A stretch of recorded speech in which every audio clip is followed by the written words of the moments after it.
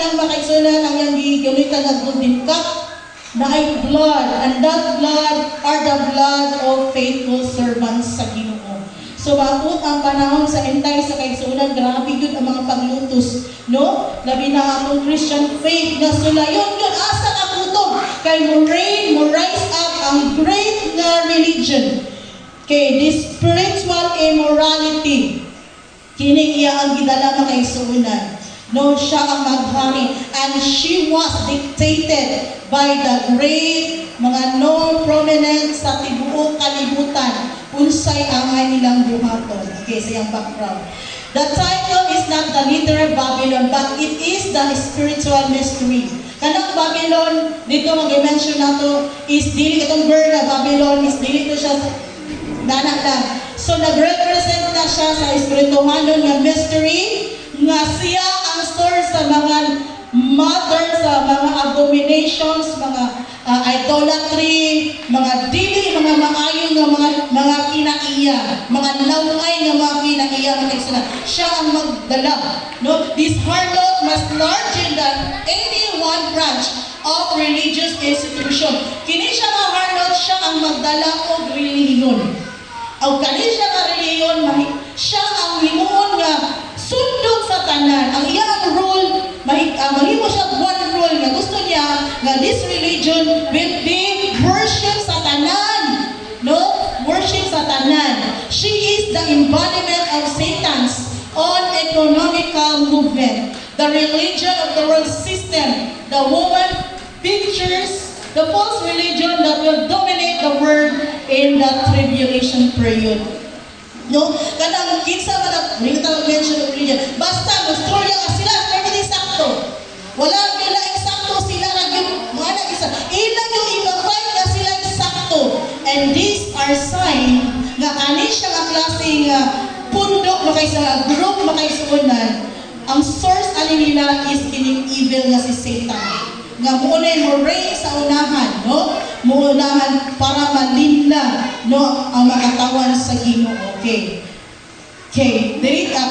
In the outside, she appears to be religious. So, dili daghan may matay, mga isuulan kay. First niya, pag-i-introduce sa imo, burag pariha sa tunga. Pariha na kita ka ng kanta. Pariha kung tag-Biblia. Pero sa unahan ni ay layo makalaglagan na na yung abot nimo, no?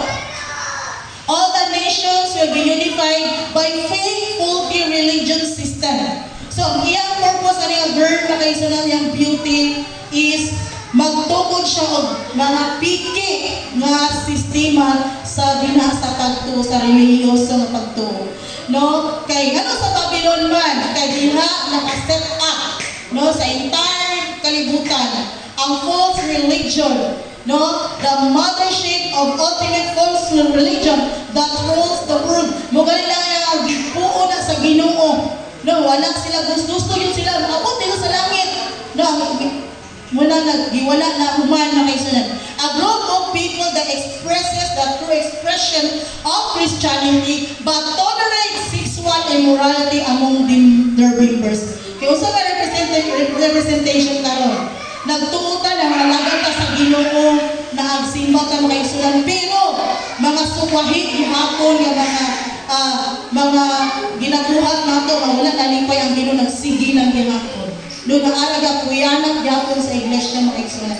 Ang gusto sa Ginoo is repenta, no? Magginusulta sa ato mga nabuhat na kalapasan. Okay, for us to wake up, no? Then look at the girl. Kani si woman na kaisuunan sa dihang maglingkod ni siya makaisuunan. Ang iyang kamot wala gatuwa naggunit jud siya sa ulo sa leopardo na adunay 7 ka buok ulo o napulo ka mga sungay. So every time nga mulakaw na siya, no? Ang iyang pagmando dinagit sa beast. So, unsa may naa sa beast, antichrist, mga ngilad, mga laway, mga dili maayo, mga dauntan nga mga trabaho nga dili ginahan ang Ginoo. Okay, was previously seen in Revelation. The Antichrist and his dictatorship, her association with blasphemy and dragon's beast are clearly seen from God's perspective. Pero ang mga tawag sa sa kalibutan na kaisunan, nagtanaw niya, hala, maayo ni kayo makatabang din sa kong pagtungo. No, pasaylo na ko sa kung sana, bisa magbuhat ko ginani, pasaylo ko na dahil ginapon ko. Pwede na naligapon ko, bisa magbuhat ko dautan, naligapon, ikuan naligapon ko sa Ginoo, no? Inana mga kaisunan, so, kani siya makaisunan ang iyang beauty, di ba? Nagdala siya gold cup na naay mga blood sa mga faithful men of God. Kay iya yung ikalipay nga naay mga katawan sa Ginoo, nangalagad sa Ginoo, nga malaglag makaisunan. No, gigamit yun niya, sige lang siya paminaw sa istorya, sa beast, no, iyang gumitan permit niya kung wala sa beast mga isunan. And he cried with a mighty voice saying, fallen, fallen is Babylon the Great, and is become the habitation of demons.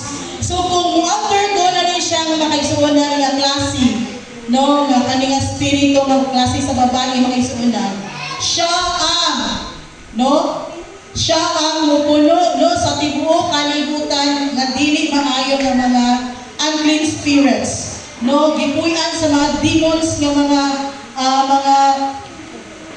pamaagi, no, and hold every unclean spirit and hold of every unclean and hateful bird. And I heard another voice from, according to Revelation 18:2-4. And I heard another voice from heaven saying, come forth, my people, out of her, that you have no fellowship with her sins, and that ye receive not her plagues. So, sa giwarning ang Ginoo makaisunan, kailangan, dili ka muanib niya.